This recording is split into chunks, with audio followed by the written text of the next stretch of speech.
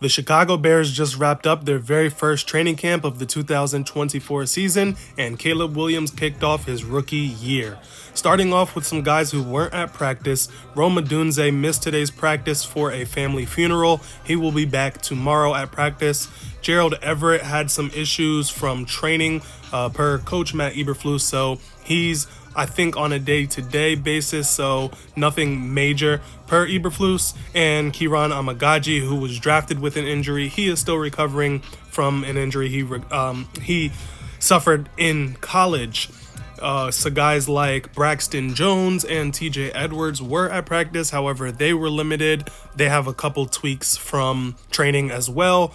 Not serious enough to completely keep them out. Like I said, they're just limited, so nothing serious there. Overall, we're off to a pretty clean start with the starters as far as injuries go, and fingers crossed that stays as true as possible throughout the remainder of training camp. Obviously, football injuries happen. As far as what happened in today, overall, the general census was that the defense won the day. However, it was walkthroughs. There's no pads, no helmets. Basically walkthrough speed, and we don't have a full breakdown of everything that happened in camp, but I do have a couple plays to go over, which I'll get to in a minute. But I want to talk about how Matt Eberflus in his press conference pretty much talked about how Caleb Williams and a bunch of other players, quote unquote, leveled up from the last time they touched the field together, which was OTAs. During OTAs, Caleb was a little bit shaky, calling the plays, getting in and out of the huddle. Obviously, he's a rookie just learning the playbook. Now during camp, he is said to be commanding the huddle. He's a lot more comfortable with shifting protections, checking to run, checking to pass. So it sounds like Caleb is learning the playbook and progressing extremely fast, which is exactly what you want to hear from a rookie quarterback, especially a rookie quarterback who is going to be the day one starter without an actual quarterback competition. It sounds like there was a lot of things to be really excited about on the defensive side of the ball today, but before I get into those stories, I want to go over what we know from Caleb Williams today. The offense was a little bit shaky in 7-on-7s, but again, it's day one. I mean, this isn't something to overreact to, but during one of the 7-on-7 series, Caleb Williams didn't have any completions. He had 3 incompletions. It was just 4 plays, but in the midst of that, he ended up throwing a pass that was batted down. Caleb caught the ball himself and ran to the sideline. I wish we were able to see that. I kind of hope that the Bears eventually release the video footage for it, just because it's something cool to see for Bears fans. But there was another series where Caleb was almost picked off by Jaquan Brisker, which is great to hear that Jaquan is out there free roaming. And overall, during 11-on-11s and some 7-on-7s, Caleb was mostly taking what the defense gave him. It was a lot of checkdowns, a lot of dump-offs, which honestly, that's what you want to hear. That's what a lot of young guys really struggle at, is the quick game. They want to always try to have a big play, always try to make something happen, but that's what really separates guys who base their game off of their athleticism and raw talent versus their mental ability. The greats like Tom Brady, Aaron Rodgers, so forth and so on are able to take what the defense gives them, and then they can pop off for the big play. So it's great to hear that Caleb is getting comfortable with dropping the ball off, taking what the defense gives him. One of the hardest things that a rookie quarterback can get to figure out in his rookie year.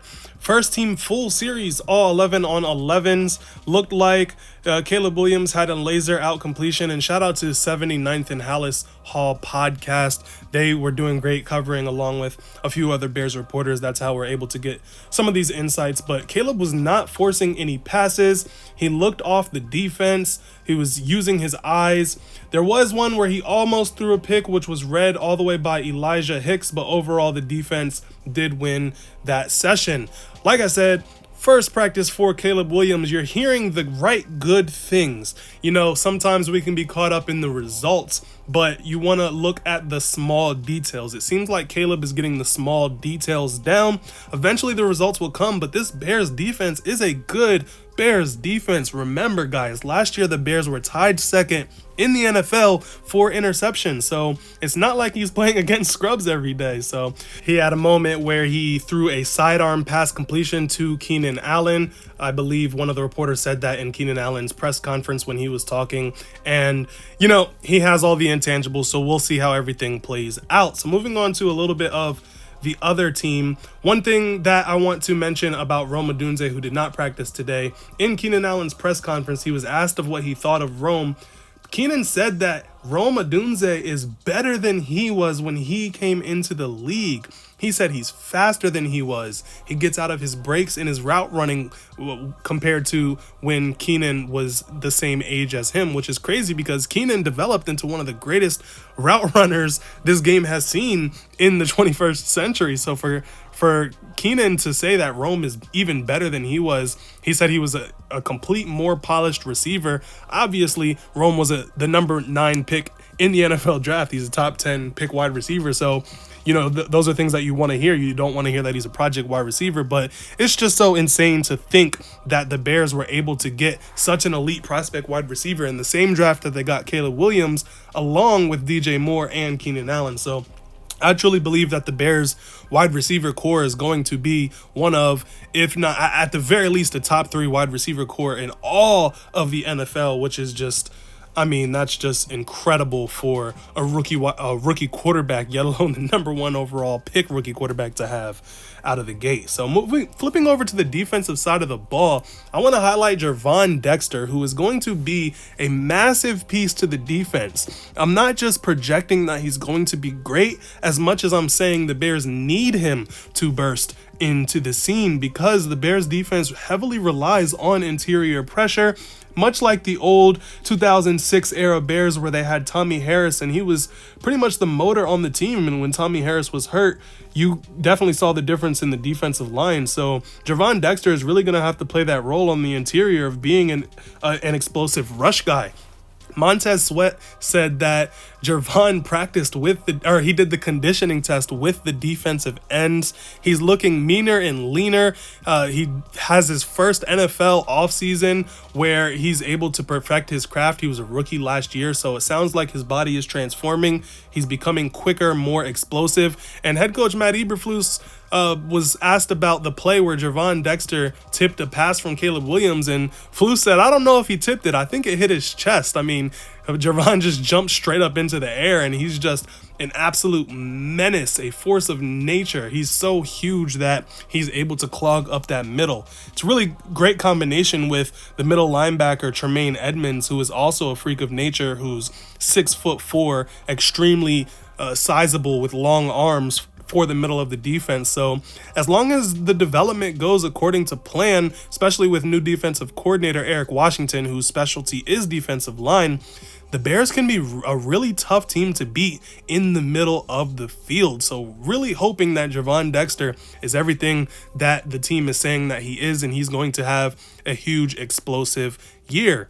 Later on in the day, Jalen Johnson had the final press conference out of the players, and one of the questions was about the chemistry with the defensive backs, and Jalen Johnson said his chemistry with Kyler Gordon is so great that they don't even have to talk on the field anymore. Jalen said it's to the point where he and Kyler can just look at each other and nod a certain way to know what to look out for, what coverages, what concepts they need to be aware of on the wide receivers on the other team. So, I mean, that's everything you want to hear. I mean, if you guys have ever played sports, the chemistry to be able to just be on the same page with your teammates and to the point where you can just look at each other and know what each other is thinking, I mean, that's great. Like I mentioned earlier, the Bears were tied number 2 in the NFL with interceptions, so they're only going to get better. Tyreek Stevenson is only going to grow. Jaquan Brisker, like I mentioned earlier, almost had an interception, so he's poised to have a big jump in year 3, along with Kyler Gordon, who they were both drafted in the same draft. So overall, I'm super excited for the Bears secondary. I think as long as the Bears defensive line does what it's supposed to do and gets home and gets pressure on the quarterback, I believe that this Bears defense is going to be a force to reckon with, and at the very minimum, top 10 defense. Hopefully they can elevate to a top 5 defense, but you know, none of that preseason talk matters. They have to actually do it on game day. So that's about it for the things that actually happened in today's training camp, but just want to go over a few more position groups that were rotating in and out. Like I mentioned, Braxton Jones was limited, so Larry Borum was the guy who was rotating, getting some snaps at left tackle. The Bears did bring in some guys like Matt Pryor in free agency for offensive line depth, but obviously the guys like Larry Borom, who were already on the team, are going to get the first looks in those positions while the new guys get adjusted. Some interior offensive line was shuffled around. Ryan Bates took the majority of snaps at center, so it seems like the Bears starting center is going to be Ryan Bates. That leaves Kevin Coleman as a really good backup center. You know, the Bears starting center has been pretty trash over the past year, so now hopefully the Bears have a decent starting center along with some versatility in there. Let's say somebody like Tevin Jenkins or Nate Davis, who, by the way, Nate Davis was a full participant in practice. A huge talk over the past year with Nate Davis, but if Nate Davis or Tevin Jenkins has to miss time for whatever reason, Ryan Bates can potentially move over to guard, where he's very versatile at, and Coleman can come and step in at center. So Doug Kramer also got some snaps at center, Bears year 3 center who spent time on the practice squad, especially he had a pretty major injury last year, so it's good to hear a little bit of his development. So I'm not really too sure who rotated in and out with TJ Edwards, who was also limited, but would love to hear more about Jack Sanborn, maybe a year 2 guy like Noah Sewell, who could potentially push a Jack Sanborn for that weak side linebacker position, who spent the majority of his rookie season on special teams. So overall, it seems like it was a solid day. Head coach Matt Eberflus was pretty pleased with the growth of the team, and the Bears will be back at it tomorrow for day 2 of training camp, and eventually the pads will come on as we progress through the days. Every NFL team has to have a certain amount of practice before they can put pads on. So with all that being said, go ahead and subscribe to the channel if you haven't already. Drop a like. It will greatly help the YouTube algorithm. Click on the next video, and I'll see y'all there.